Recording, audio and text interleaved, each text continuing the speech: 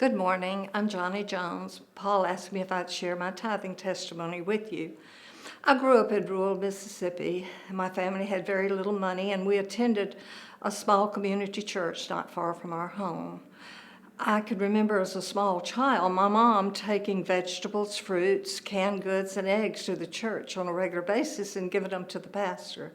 I asked her why she did that, and she said, "I have no money to tithe, but I can give back a portion of what God has blessed me with."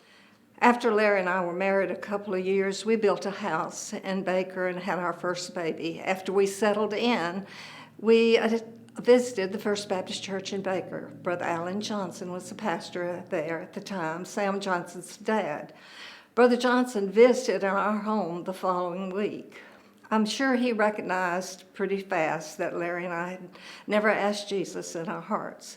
And so through his persistence, his visiting, his encouraging, his counseling, Larry and I came to the realization that we were lost, and we asked Jesus to come into our hearts to save us, forgive us of our sins.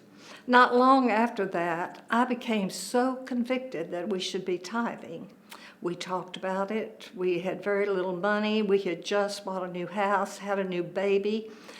But we decided that we would try it, and we did. We wrote a check after each pay period. I would like to say at this point that from that point to this point, that we never looked back.